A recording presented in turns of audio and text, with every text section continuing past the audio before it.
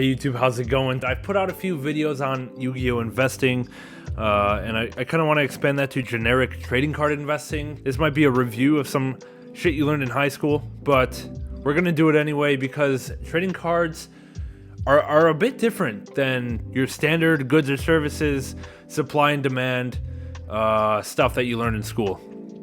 And there's a few things that make it kind of unique. When you buy cards, you can resell them, and that just really throws a whole wrench in the market, really throws a whole bunch of variables into what you have to consider when picking cards to invest in.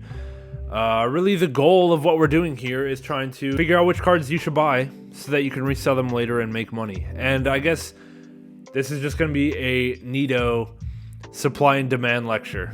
It's going to be a little bit of a recap of just standard economic principles, but just really tying it exactly to trading card game scenarios. So, if that's something you're interested in, stick around. I'm going to go through these concepts. I'm going to give examples. I'm going to try to spread it out into as many other card games as I can, but really I'm a Yu-Gi-Oh player, so I'm going to have all the best Yu-Gi-Oh examples, but I can throw in a little Pokemon or Magic in there from what little bit I know. And you know, if your card game isn't being represented, well, I'm pretty sure that I'm speaking generically enough where you can make the ties yourself and kind of figure out how you want to invest in your own card game. So, with that, let's go ahead and get started into Economics 101 of trading cards. All right, so the question we want to answer, what affects card prices? Obviously, if we know this, we know what cards to buy because we know which ones will go up in price. So we have to really dive deep into this question. Obviously, the answer is supply and demand. It's the same for, you know, what affects anything prices is supply and demand. And quick recap, how does supply and demand work for trading cards? Well, supply going down or demand going up will increase your card prices. Obviously, if a card is hard to find or if a lot of people want it, there's just a lot of competition for that card. And therefore, the prices are going to go up. You're going to have to pay more to get that card because everyone else wants it or there are barely any available. Similarly, but on the opposite end, if supply goes up or demand goes down, prices are going to drop as well. You know, if there's a ton of some card available or if nobody wants this card, it's going to be real cheap because people are willing to just get rid of it at any price. And pretty much that's all there is to it. But we're going to dive into some examples of each of these four things: supply down, supply up, demand down. Really get into some specific examples for trading cards, and yeah, hopefully you can draw some insight onto what cards we can buy. And at the end, we're going to put it all together, okay? And the end, I think, is the most important part because it's going to really tie into real world situations, real world examples of cards you can buy. And then after all that, I'm going to give my own examples of failures, my own failures, where I went wrong, okay? And then some of my own successes and where I went right. So, let's go ahead. What affects card supply and demand? I'm going to tell you. Some things affect the supply by making it increase. So, again, if you have a lot of supply, prices are going to go down because it's real easy to get these cards because there's a ton of them. For example, lands in Magic. Very easy to get these if you want them. Energy cards in Pokemon. Very easy to get these if you want them. There's just a bajillion of these cards. So much supply, low price. Okay? And then, for example, Yu-Gi-Oh! Just some common out of a pack. There's a ton of these. High pull rate. Nobody wants it. Low price. Okay, so what things might increase your supply? Well, if card is still in print, if people are still opening packs that has your card in it, the supply online on your, secondary market site of your choice, I would note probably TCG Player and eBay are the only two that I'm really considering. If people are still opening the product and listing their cards for sale, the supply is going to go up.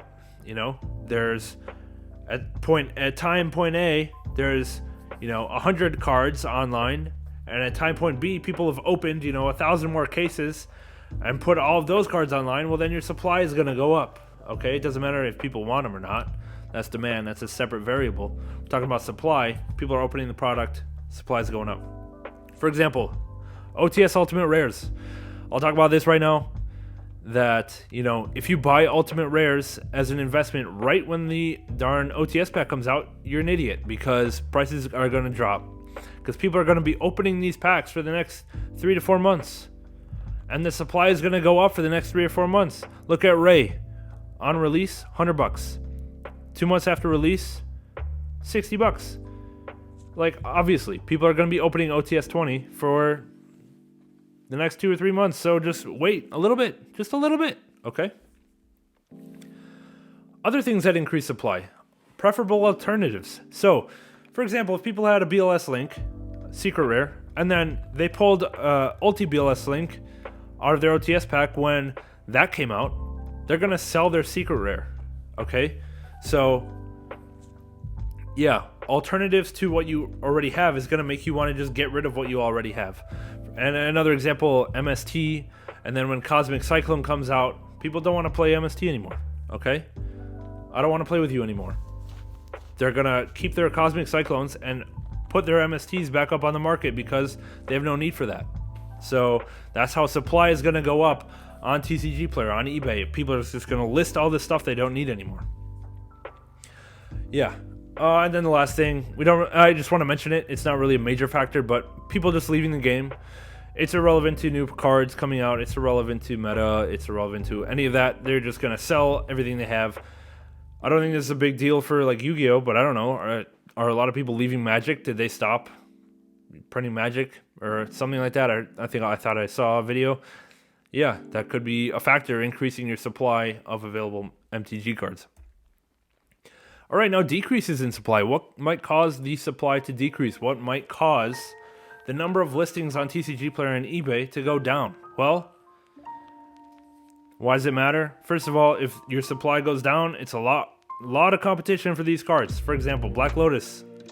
There's like, 6 of them available, and they're like $42,000 or whatever for like a damaged one. So, not a lot of supply means really high price. Same with like 10,000 Dragon, not really to the extent of Black Lotus, but there's not a lot of these cards available. It's very hard to pull this card, and therefore, if the supply is really low, it's a high price. Alright, so what might cause a decrease in supply? Well, the card gets bought by a non-seller. For example, some kid loves Machamp. He or she buys a Machamp and has no intention of ever reselling it, regardless of any other factors such as reprints, meta relevance, any of that stuff. That card is now just out of the market cycle, okay? Whereas sellers might buy that card and resell it later. We no longer have to worry about this Machamp. This Machamp is now gone from the possible supply. So that's just one way. Or, you know, people just don't sell on TCG or eBay. Some people just buy cards for their deck and then just keep them until the deck is no longer relevant. And so be it. So, you know, if there's 100 copies of Ash Blossom on the market and people buy them all, but 50 of those people don't have seller accounts, well then now the only possible supply of Ash Blossom is 50, not 100 anymore. So that's how supply might go down. Another way supply might go down, buyouts. People just artificially buy these cards independent of meta trends or reprints or any of that. They just buy it to make the price go up. This is not a very sustainable practice. I don't recommend buyouts. Pretty much buyouts have to be supported also by meta trends or also by reprints of some kind, reprint effect, because if you just buy out a random card, there still needs to be demand for it for the price to viably go up to what you want it to. And it also takes a lot of money to buy out a card. It also takes money over a long period of time. If you buy out some random card and some kid just has 50 of them sitting in his box that was waiting for the price to go up, then he might, list them all for real cheap. And now, well, shit, you either have to buy those 50 also, or you have to relist everything you just bought out because the prices just dropped so much, because now some kid who had 50 of them sitting in his box is just controlling the market. So, it's very difficult to use a buyout to control the market because you have so little control over what other people might just have stored up in bulk that are not listed yet, but they were waiting to list until supply dropped. The next one that people don't really think about too much, but you have to keep in mind, is time-related decreases in supply. So I'm talking about damage or loss of the cards. the cards might just disappear. Or they might get damaged. For example, if you were talking about, how much supply is there of near mint first edition Charizards from base set, if somebody buys a near mint Charizard and sells it to someone else, and that person sells it to someone else, chances are that near mint will become light play very quickly. Okay? And that's how the supply of a given condition of card might also go down. Okay, so finding old cards in actual near mint condition is very difficult because just over time, over exchanging of hands, condition is going to decrease. And you cannot, remake a card into near mint. You cannot reintroduce that supply. Okay, so the supply of a given condition will go away because it will eventually migrate into a worse one. All right, now we're on to the demand side. Increases in demand. What causes this? And what does an increase in demand do? Well, obviously an increase of demand causes the price to go up because now everyone wants it. You're competing with a lot of people for the same damn card. So the price is going to go up. And for example, in Yu-Gi-Oh! Right now, we have an excellent example of this, Cashier Fenrir. People are recognizing that this card is a staple in pretty much whatever deck you want. And it's going to be meta in the next format with Cashier Tearlaments. And therefore, everyone's buying it now. And there's a lot of demand for this card. And the prices is going nuts. So, yeah. And pretty much, that's what I'm talking about with meta shifts. Necro Valley is another example. People recognize a card that is now meta or meta relevant that wasn't meta relevant before, and therefore the demand goes up because if you want to compete, if you want to win, now you're like, oh shit, I need to have this card, and therefore everyone thinks that at the same time the demand for the card goes way up and therefore the price goes way up. Look at Necro Valley. Nobody was playing Necro Valley, and then Tearlaments, tier format happened and people are like, oh shit, Necro Valley's pretty good against tier, against the best decks that everyone is playing, so Necro Valley just gets bought because there's so much demand and the price goes way up. Meta shifts is the dominant factor in price changes. For price increases, I'll say. Meta shifts is the dominant factor for price increases. The best way to pick a card to invest in that will go up in price is one that is not meta relevant now, but will be later. What might cause a card to become meta relevant? Well, new cards being introduced into the game via new releases. Okay? Some deck might get support that will make it meta relevant. Ban lists. Ban list. Of course, during the ban list season, the market goes nuts because nobody knows what's meta relevant. So they're going to take a chance on anything. Okay? So the ban list is a huge factor. New set releases are a huge factor. And that's because of meta shifts. Nobody knows what's going to be the next top tier deck. Okay? There's a huge range of decks that could be the top tier deck. So people are buying all of those cards, and therefore all of the demand over a huge range of cards goes up during the new release season and during banlist season. And this is why. Because meta shifts cause increase in demand. So focus. Pick your cards based on what's not meta now, which means it's low price now, but will be meta later, which means it will be high price later, and that's when you resell. This is the key one, meta shifts. But other ones, collector's trends. For example, it became a real hot deal. Everybody wanted a damn Charizard in their collection. I remember in college, I sold one of my stupid Charizards for $20. F me, dude. So, all of a sudden during, I think it was like during COVID times, everyone was like, oh shit, I want to collect Pokemon now. So, everybody collected Charizards. And it had nothing to do with the meta of the Pokemon trading card game. It just was a collector's trend. People all of a sudden want Starlight Rares in Yu-Gi-Oh! Everyone wants a Starlight Rare Appaloosa because it's the hot thing to have. So, it's not because Appaloosa got better in the meta. That's not why the price of Appaloosa went up. It's because people hyped having a Starlight Appaloosa as something prestigious. Okay? And that will affect demand. Like, a lot of people want that prestige and are willing to pay for it. And that's why price goes up. Hero cards. Holy shit. Elemental hero cards in Yu-Gi-Oh! They will always be expensive because people love that shit. They like collecting it, okay? Prices of hero cards will always go up. Old format trends. Okay, this is kind of an offshoot of meta trends. but sometimes old formats pick up in Yu-Gi-Oh! It might be the same in like Magic. I know there's multiple formats in Magic, but for Yu-Gi-Oh! Edison format got real popular earlier this year. And therefore, cards that were popular in Edison got real popular, like Vayu, Blackwing Vayu, as you can see, went up in price. It eventually came back down because it got reprinted, which decreased the demand for this copy, and that's why the price went down. But yeah, it's just something to consider.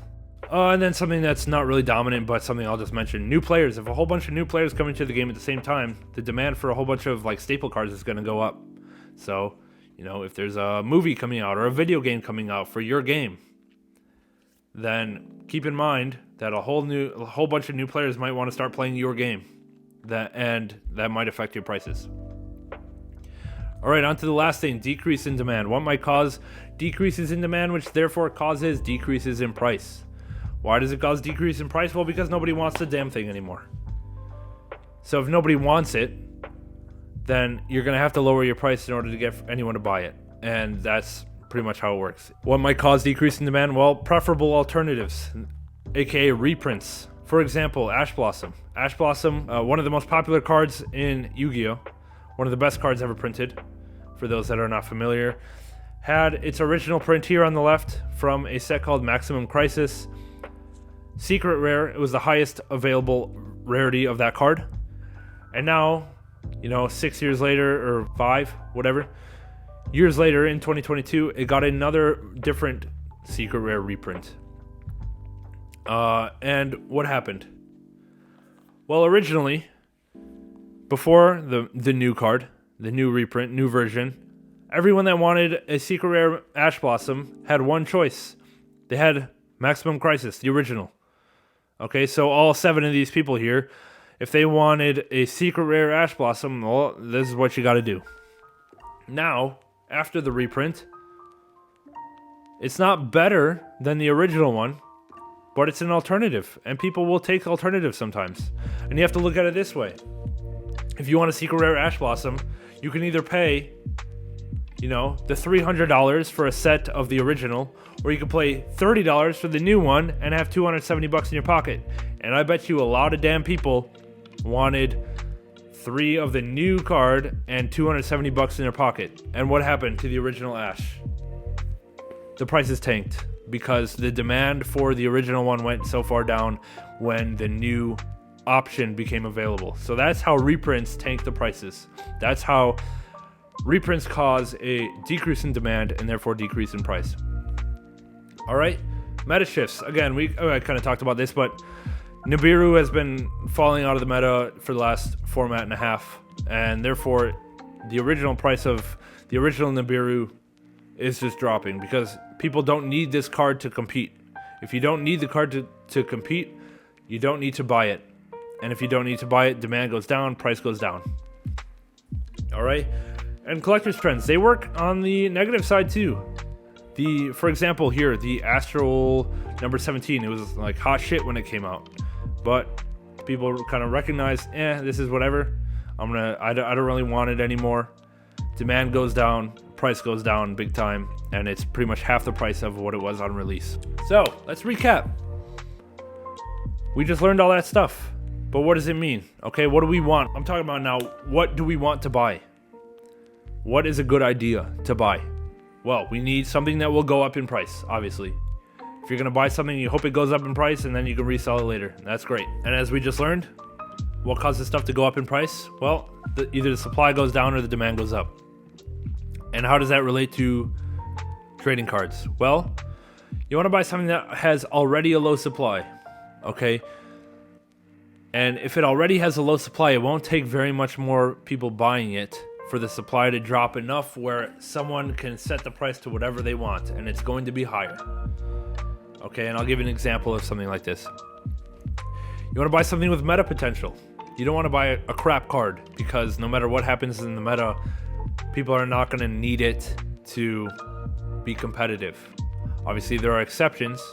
For example, collector's cards usually are oftentimes not meta relevant. Oh, and then, okay, yeah, I have it right here, collector potential.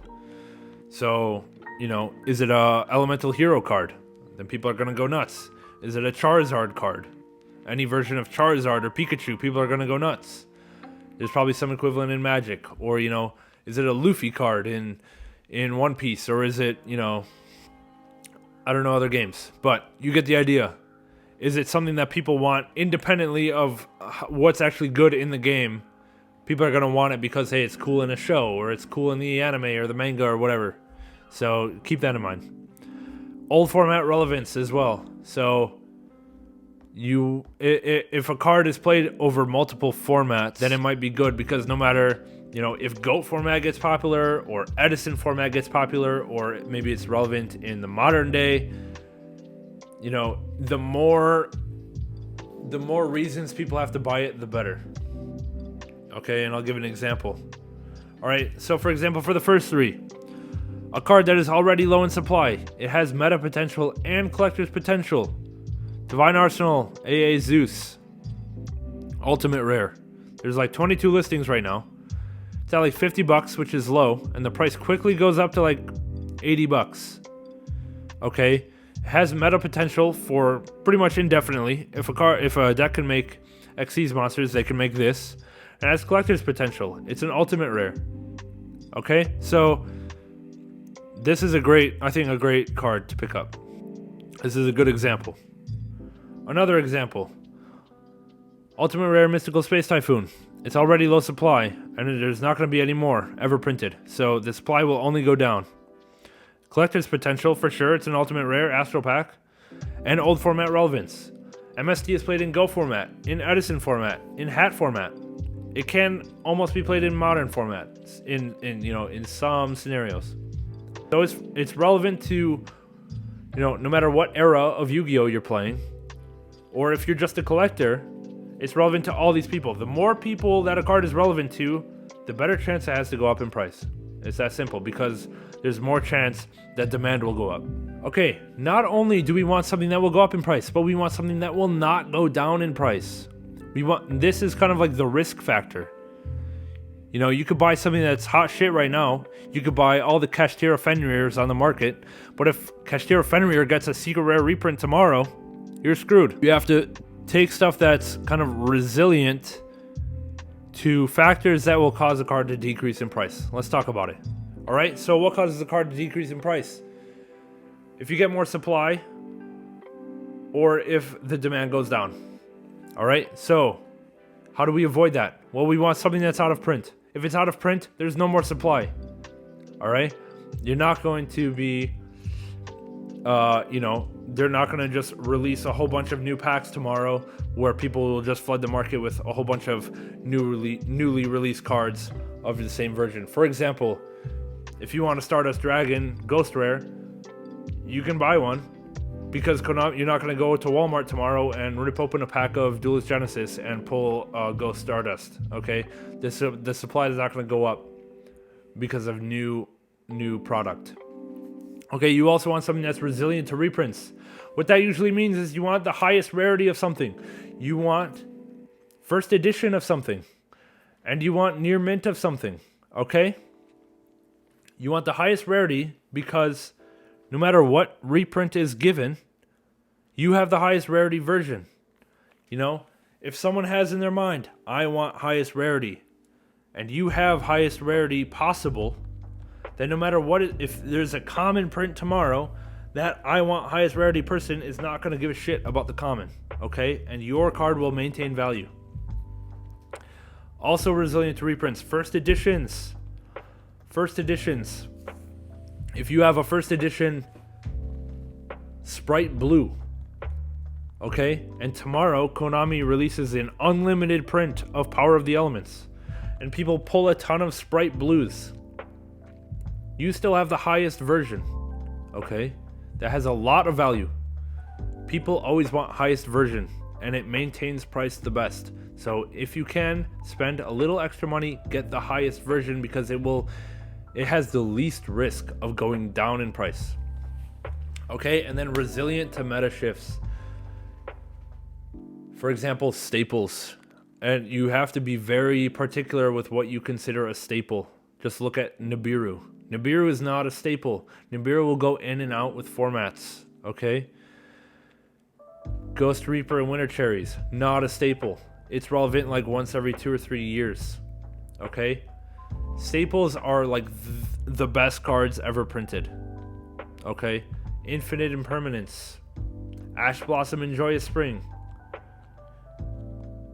Maybe Forbidden Droplet. Might be in that category. For Yu-Gi-Oh! At least. Okay? Also resilient to meta shifts is collector's cards. Cards that have nothing to do with the meta at all. You know, base set Charizard is resilient to meta shifts because people don't buy Charizard for the meta. They buy Charizard to collect it. Okay? And in Yu-Gi-Oh, for example, like the original Ultimate Rare Hero Fusion cards, those are resilient to meta shifts. It doesn't matter what's relevant in the meta. People aren't buying the original Ultimate Rare Heroes for meta. They're buying it to collect. So those are resilient to meta shifts. Okay? And MTG, Black Lotus. That's the only MTG card I know, admittedly, besides like the lands. But anyways, it doesn't matter what the MTG meta is. Black Lotus will always be like the most expensive card. Yeah, so for example, a card that fits all three of these for Yu-Gi-Oh! Is Infinite Impermanence. It's no longer a print. You can't just go pull one out of a pack anymore. It's resilient to reprints. It doesn't matter what rarity Infinite Impermanence has. Ultimate Rare will probably be the coolest one. Unless it gets, like, for some reason, a Starlight Rare, which is possible. So it's like, resilient to reprints, but it's pretty darn resilient. And then resilient to meta shifts. Imperm is, like, the best hand trap in the game. And I think it has been since it came out, and it's been the best hand trap for like 4 years. And I'm pretty sure it's going to keep being the best hand trap. So, yeah, this is a good example. And like I said, Charizard and Black Lotus. Resilient to meta shifts includes just collector's cards. Cards that are bought not because of the meta. Cards that are bought just to collect. Alright, so with that, let's go ahead and jump into some examples of mine. Some failures. I'll tell you why they're failures. Some successes. I'll tell you what the keys were to that success. So you can make good decisions about what cards to buy to invest to make some money. Alright, okay, let me talk about some of my failures. First one is clearly Machina Redeployment. I bought like 22 of this card. And I did not do enough research. I just, kind of on a whim, I bought this when Therions came out. Because I thought Machina, Earth Machine with Therion was going to take over the meta. What I failed to look at was the supply of these cards. Some dudes got 425. That is so many cards. 200 people have to buy 3 of this card in order to get off like out of the $2 range. That's something ridiculous, and that will take far too long to profit. Also, this card is not resilient to reprints. If this card gets an ultra rare or a secret rare or anything higher than super, you're pretty toast. I'm pretty toast, and I am toast. So I pretty much just wasted like $35 investing in this card, unfortunately. So that was a good lesson learned for myself. And pretty much what you can draw from that is, first of all, don't invest in low rarity shit like super rares. Because ultra or secret rare or ultimate or any higher rarity will just ruin your value. So OTS backed supers are weak investments. They're usually good temporarily because if a card just got printed in OTS super, it probably won't get an ultra rare for like another year at least. So you could swing that in a short time frame. Just be aware that you have to swing it in a short time frame because it's very risky to hold because it's very vulnerable to reprint. Another thing to keep in mind from this lesson is check how much supply there is on the market. And not only TCG Player. Don't forget there are other places to buy cards. You have eBay. You have other like card sale sites that are kind of more minor, like Troll and Toad, for example. And don't forget there's Facebook. People buy and sell on Facebook off of these third-party websites. They just buy directly. So just keep in mind that the supply you see here is not the full supply. Also keep in mind, along the lines of that, the supply you see here is not the full supply, is that some kid might just have 50 of these chilling. Okay? And he's just waiting for the supply to go down. And once the supply goes away, he's going to just plop 50 on here and then you're toast. Okay, so just keep that in mind when you're kind of making your investment decisions. All right, let's move on to the next failure of mine. Supreme King Dragon Dark Worm. Okay, so I have, I don't know, maybe 15 of this card. And I don't know, I got them around right here when they were at its peak of like $5, unfortunately. I didn't get them up here at least. All right, never mind, that was a local peak. I had got them when they were like $5 or $6. But anyway, I anticipated pendulums coming back into the meta, and this being a vital card. I picked this one because it's somewhat resilient to reprints, because Secret Rare is only outclassed by another Secret Rare or Ulti, and this is not a card that I would anticipate getting one of those. I would anticipate this getting an Ultra maybe, and people that want this card will probably be willing to spend the extra bit for the Secret. So that's fine. It's resilient to reprints. It's not meta, but I anticipated it being meta. So I anticipated a meta shift where this would increase in price, but it just never happened. And sometimes it just doesn't happen. Sometimes you guess wrong. I just had to make a better decision on what would actually become meta. It was kind of just like a shot in the air, hoping I would hit, but I had no basis for thinking this would become meta other than like Konami was hinting some pendulum stuff would come around. Doesn't necessarily mean this pendulum stuff came around. Turns out it was the Draco Slayers, which was the correct choice, but yeah, this is just a bad call. Let's move on to one of my good calls. I talked about this in one of my last videos where I rated my own investment advice for 2022, and this is one of the ones I got correct. I bought Swap Frog right here at like $1.58, $1.58. Now I bought mine for $1.25 actually. I got right there, and I sold right up here in the $6-7 area. I bought Swap Frog because of an anticipated meta shift. I knew about Sprite coming out. It was guaranteed that Swap Frog would be good. It's somewhat resilient to a reprint because only a Secret Rare would have been better, you know, besides like the mega rarities like Ulti or whatever. But a Swap Frog already had an Ulti, so it would be unlikely to get another one. So, yeah, this was very resilient to reprint. In the short term, at least, because I knew Sprite would be coming out within the next couple months, and therefore I would be able to sell in the next couple months, and the chance of a reprint happening within that time frame was very low. So yes, resilient to reprint, meta relevant, and that's it. That's pretty much why I bought Swap Frog, and it worked out. Oh, and at the time it was low supply. There were like 50 available online, and I bought like 20 of them. So yeah, low supply, meta relevance, and resilient to reprint in the short term, and that's why Swap Frog was this. Those are just 3 quick examples. Hope you guys enjoyed, found this video at least somewhat informative, somewhat useful for investing in trading cards. Let me know if you have any additional ideas in the comments. I would love to hear about them, and I'm sure so would everyone else that's watching this video who's interested in buying singles to make money. Because I would like to know, and especially if you play a card game that is not Yu-Gi-Oh, Magic, or Pokemon, or you know, even if you play those games, you know, leave a comment based on your particular game for those that are looking for it. That would be really helpful. I hope you guys enjoyed.